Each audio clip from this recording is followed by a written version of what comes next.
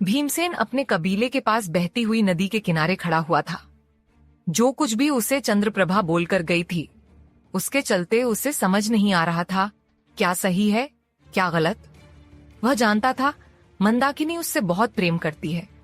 उस रात के अंधेरे में वह बहते हुए पानी को देख रहा था। उससे बहते हुए पानी में भी मंदाकिनी की परछाई नजर आई और फिर उसे याद आया जब वह पहली बार मंदाकिनी से मिला था कुछ समय पूर्व। भीमसेन अपने घोड़े पर बैठकर हाथ में तीर और तलवार लेकर शिकार करने निकला था और तभी उसे अपनी आंखों के सामने हिरण दिखाई दिया। भीमसेन के चेहरे पर मुस्कुराहट आ गई। उसने अपना तीर निकाला और उस हिरण को मारने के लिए धनुष पर चढ़ा दिया। भीमसेन ने तीर छोड़ा लेकिन वह हिरण कूदकर दूसरी ओर चला गया। भीमसेन ने दोबारा निशाना लगाया लेकिन इस बार भी उसका निशाना चूक गया। भीमसेन को अब गुस्सा आने लगा। आज से पहले तो उसका निशाना कभी नहीं चूका था, लेकिन आज तो जैसे उसका निशाना ठीक ही नहीं लग रहा था। उसने एक बार फिर हिरण की ओर निशाना बढ़ाया तो उसने महसूस किया जैसे कोई एक पेड़ के पीछे छुपकर उस हिरण को पत्थर मारकर भगा रहा है। इस बार भीमसेन ने टारगेट की दिशा बदलकर उस पेड़ की ओर कर दी और अगले ही पल तीर चला दिया। तीर सीधा पेड़ पर लगा लेकिन उस तीर और पेड़ के बीच में एक लाल रंग का कपड़ा अटका हुआ था, जैसे किसी का आंचल हो। और अगले ही पल उस पेड़ के पीछे से एक खूबसूरत सी लड़की जिसकी उम्र करीब 18 साल होगी, वह बाहर आई और उस तीर से अपने आंचल को निकालने की कोशिश करने लगी। भीमसेन की नजर उस लड़की पर ही टिक गई। वह लड़की कोई और नहीं मंदाकिनी थी और इतनी खूबसूरत थी कि अच्छे से अच्छा राजकुमार अगर उसे देख ले तो उसे पर मोहित हो जाए। और यही हाल भीमसेन का भी था। भीमसेन मंदाकिनी को देखकर इतना सम्मोहित हो गया था कि घोड़े पर भी बैठा रहा। उसने पलकें झपकाना तो छोड़ ही दिया था और तभी उसके कानों में मंदाकिनी की आवाज आई, ओ आखेट, इस तीर को निकालो वरना अपने सैनिकों से कहकर तुम्हारा गला धड़ से अलग करवा देंगे। भीमसेन अपने होश में आया। उसके चेहरे पर मीठी सी मुस्कुराहट आई। एक पल के लिए तो उसने सोचा क्यों न इस राजकुमारी को उठाकर अपने कबीले में लेकर आ जाए, लेकिन कबीले के भी कुछ नियम और सिद्धांत थे। बेशक उन लोगों का अपना एक समूह था, लेकिन उस समूहों में भी कुछ नियमों का पालन करना पड़ता था और यह नियम कबीले के छोटे सदस्य से लेकर बड़े सदस्य पर लागू होते थे। भीमसेन घोड़े से उतरा और मंदाकिनी के करीब गया। उसने अपना तीर पकड़कर पेड़ से निकाल दिया। तभी मंदाकिनी बोली, हम पर तीर क्यों चलाया? जानते भी हैं हम कौन हैं? नाहरगढ़ की राजकुमारी हैं हम और तुम्हारी इतनी हिम्मत कि हम पर तीर चलाओ। भीमसेन तो बस मंदाकिनी को देख रहा था। मंदाकिनी ने फिर कहा, तुमसे बात कर रहे हैं। मंदाकिनी नाम है हमारा। अगर हमने अपने पिताश्री से कह दिया ना तो तुम्हारा सिर धड़ से अलग हो जाएगा। भीमसेन के चेहरे पर मुस्कुराहट आ गई। उसने हाथ जोड़कर अपना सिर झुकाया और बोला, राजकुमारी मंदाकिनी, हमारी गलती नहीं है। मैं तो हिरण का शिकार कर रहा था, लेकिन आपने ही मेरे हिरण को भगा दिया। मंदाकिनी हाथ बांधकर गुस्से में बोली, आखेट, तुम्हें पता है बेजुबान जानवर को मारना पाप समान होता है। इस बार भीमसेन ने मुस्कुराकर कहा, अगर मैं उसे नहीं मारूंगा तो खुद भूखा मर जाऊंगा। मंदाकिनी बोली, क्यों खेती करके क्यों नहीं खाते? क्या मांस खाना जरूरी है? भीमसेन बोला, जी हाँ, हमारे कबीले के आस पास सिर्फ जंगल है, खेती नहीं, इसलिए हम मांस पर ही निर्भर होते हैं। मंदाकिनी बोली, ठीक है, हम पिताश्री से कहकर तुम्हारे कबीले वालों के लिए बहुत सारा अनाज भेज देंगे।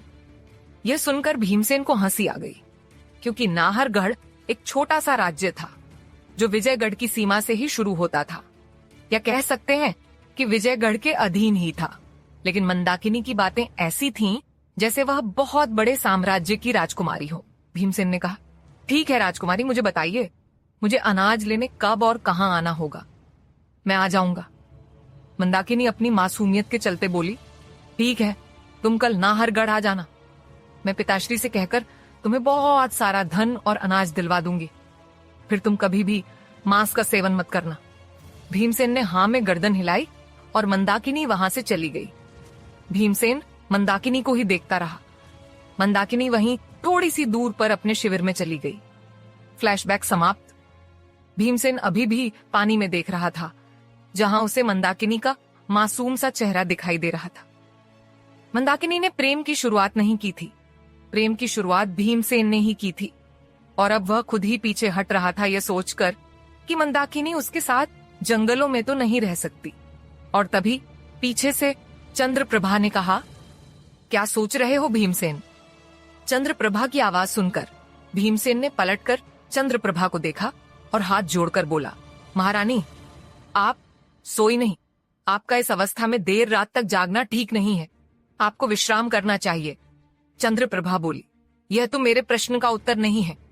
मंदाकिनी के बारे में सोच रहे हो ना? भीमसेन ने हल्की सी हाँ में गर्दन हिलाई। चंद्रप्रभा भीमसेन के सामने आकर खड़ी हो गई और बोली, मैंने समझाया था ना, तुम्हारा पहला कर्तव्य यही है कि तुम मंदाकिनी से विवाह करो, अन्यथा वह स्वयं को खत्म कर लेगी। और अगर उसने स्वयं को खत्म कर लिया तो तुम पाप के भागी बन जाओगे। और मैं नहीं चाहती जिस मनुष्य ने मुझे और मेरे अंश को बचाया वह पाप का भागी बन जाए।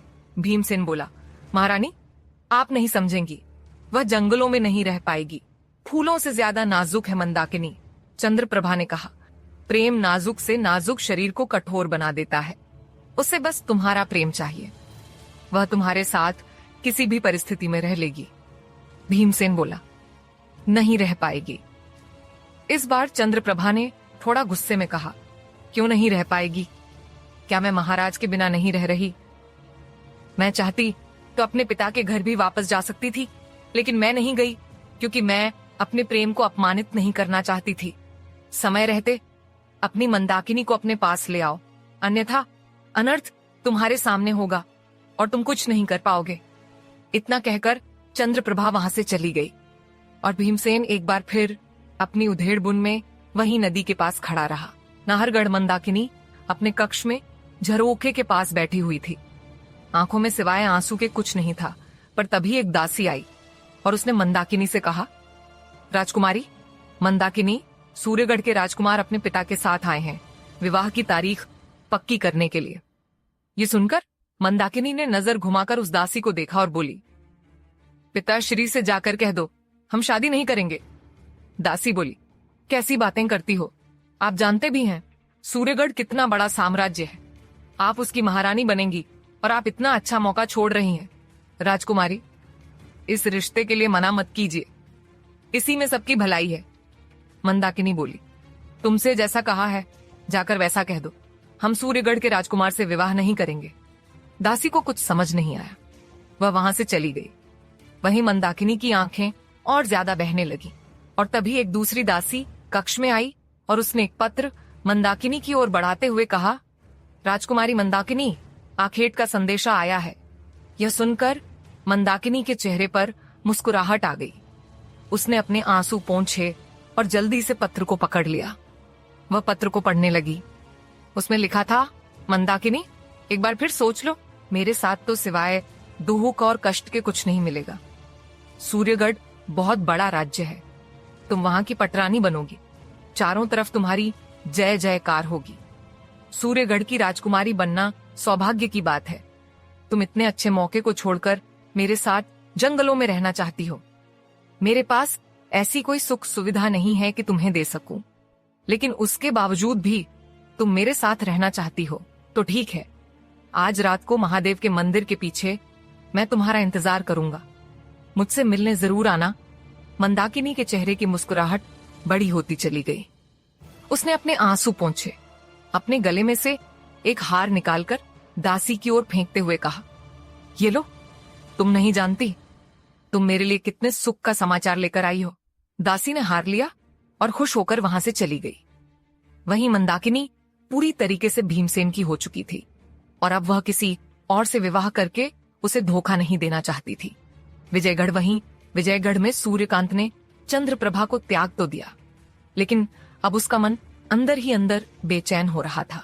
आज भी सभा के बाद वह अपने कक्ष में बैठा हुआ मदिरापान कर रहा था और तभी सिकंदर आज्ञा लेकर कमरे में आया।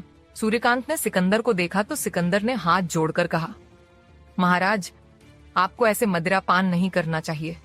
आप इतने बड़े साम्राज्य के राजा हैं, यह आपको शोभा नहीं देता।